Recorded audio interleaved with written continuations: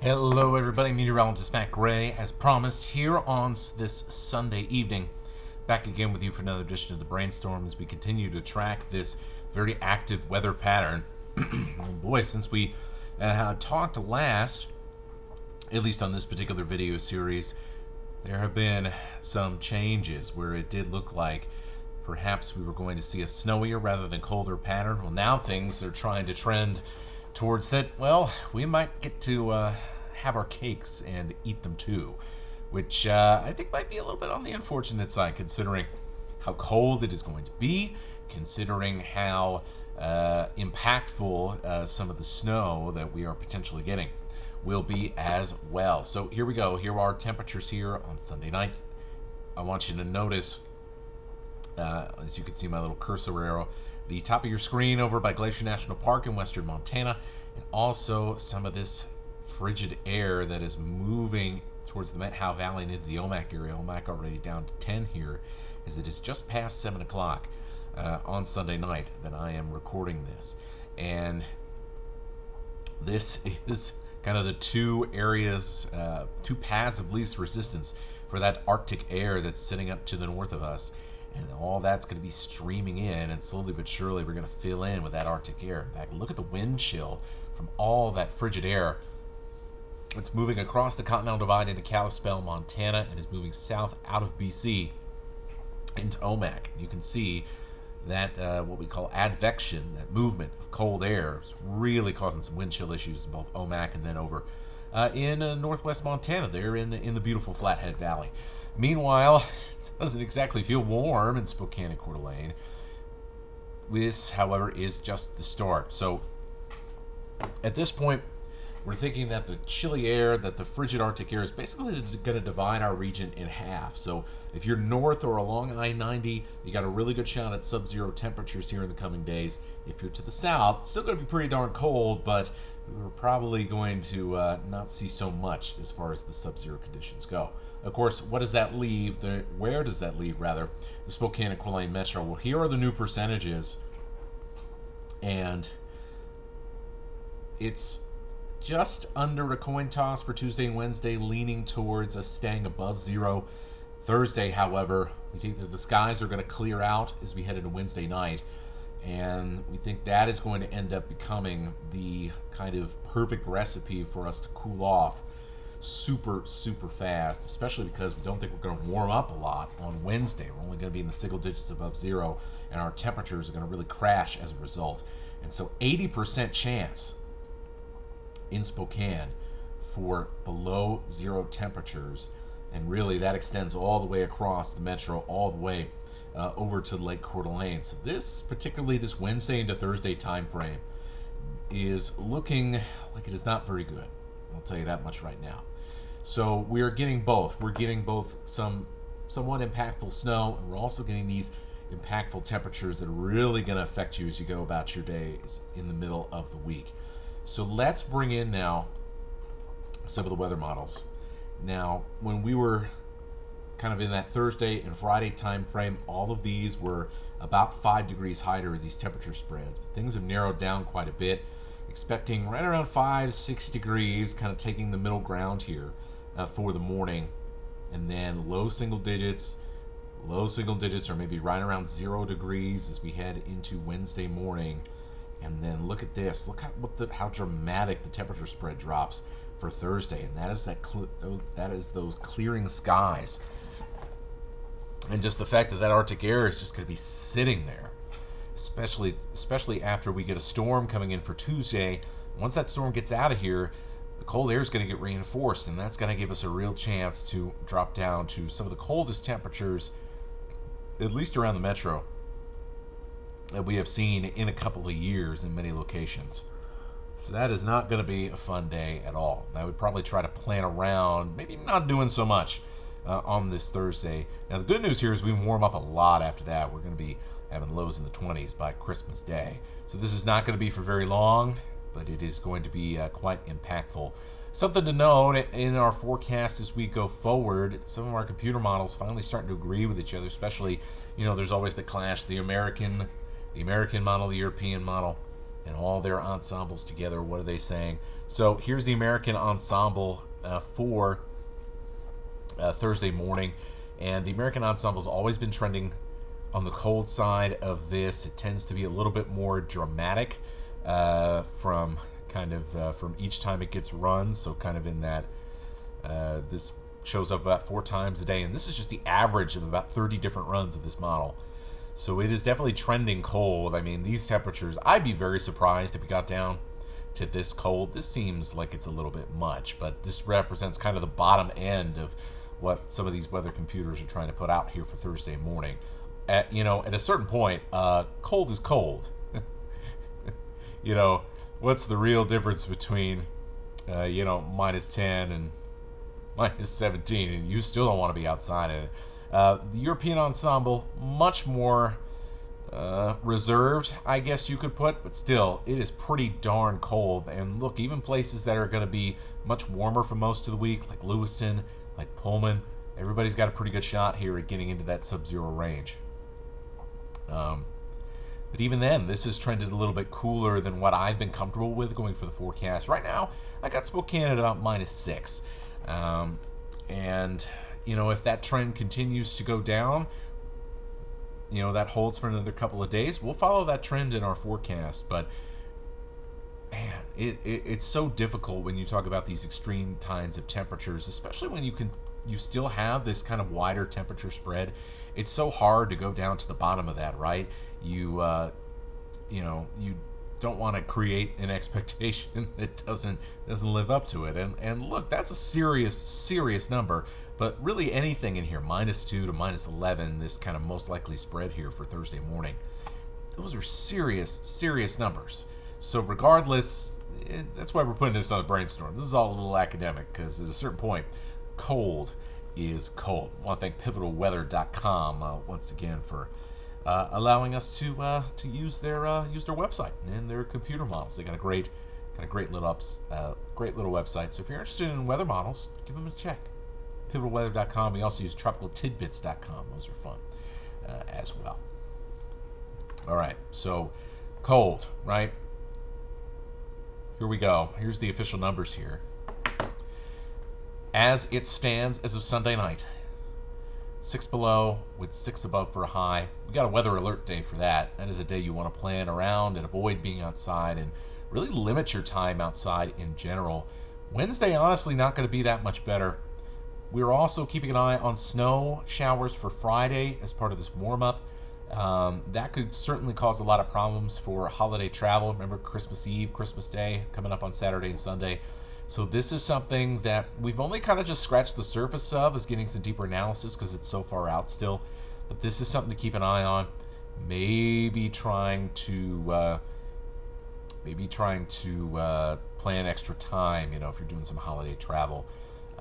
In particular, well, actually, we'll take a look at this in a little bit, because if you're headed over to the west side, whether that's around Portland or Bellingham or Seattle or anything in general over on the west side, there's something about this that we need to discuss.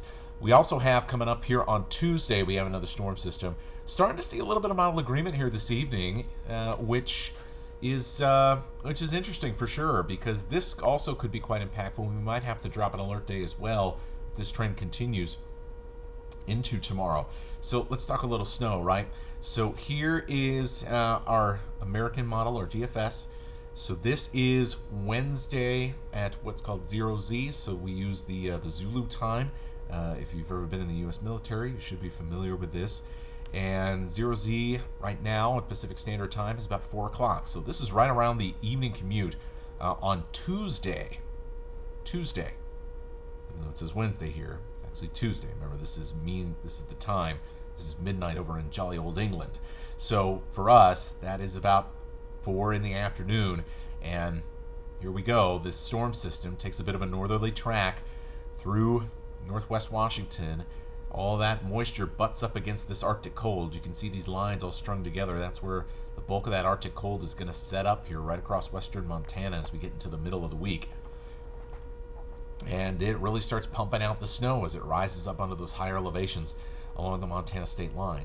If we look at the European model around the same time, look at that. It even puts even more intense snowfall, especially across the Silver Valley. So folks in the Silver Valley, you're actually under a winter storm watch already for this particular system.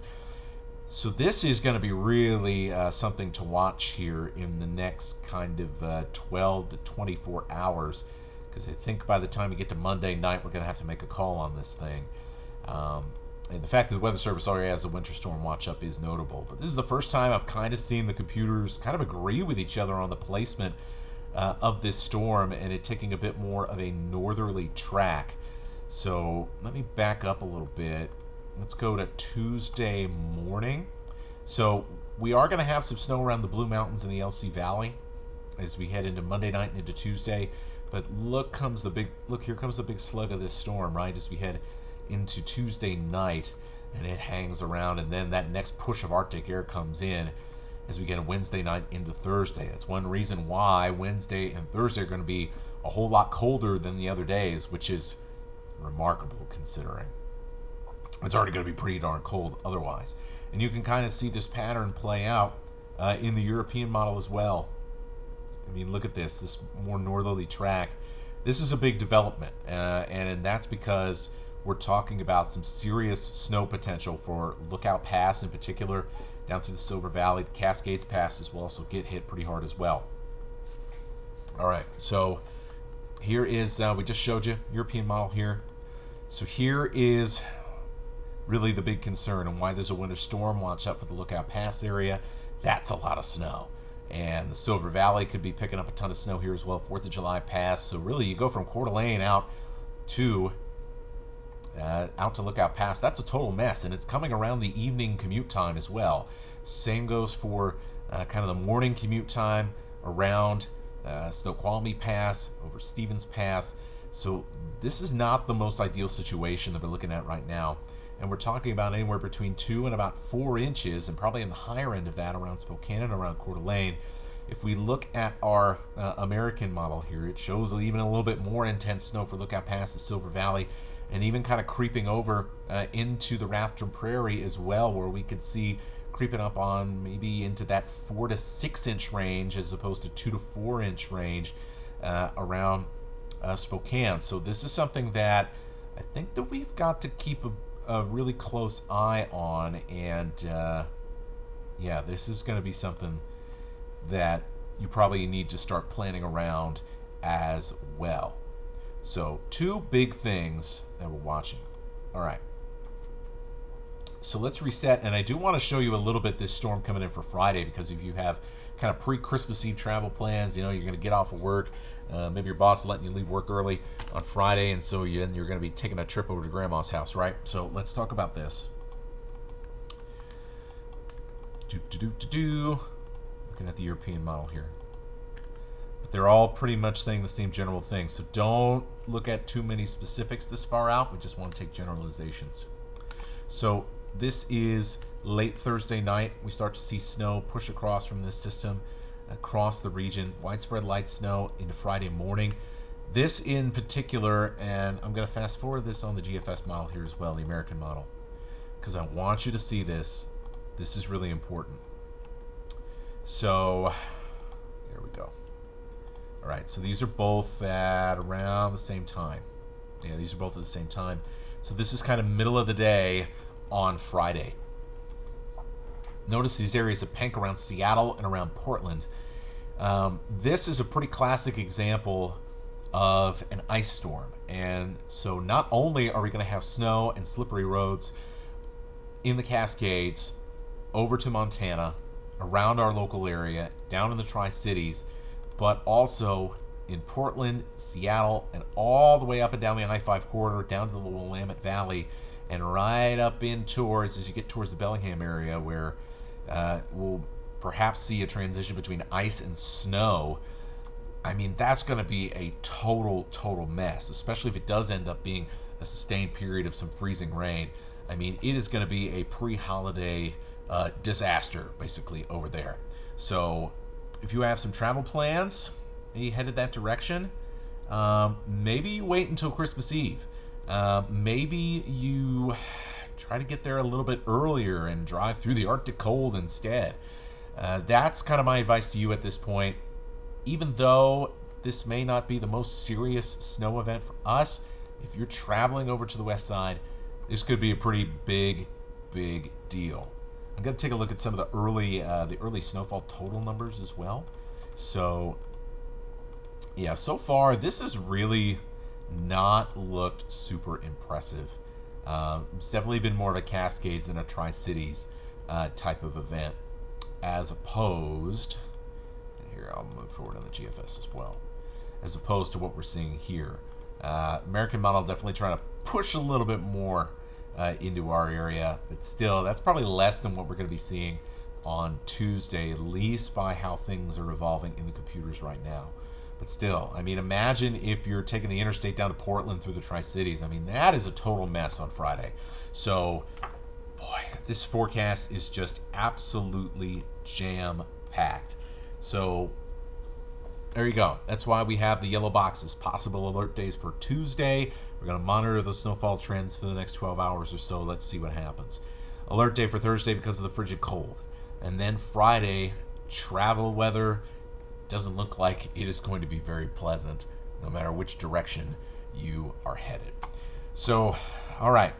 That was a lot. I've said a lot. Hopefully, I've given you some kind of idea of what to expect in the week ahead. And, you know, we're going to have a good day, I think, on Monday. Yeah, it's going to be cold. We're going to have a pretty good day on Wednesday, even though it's going to be really cold.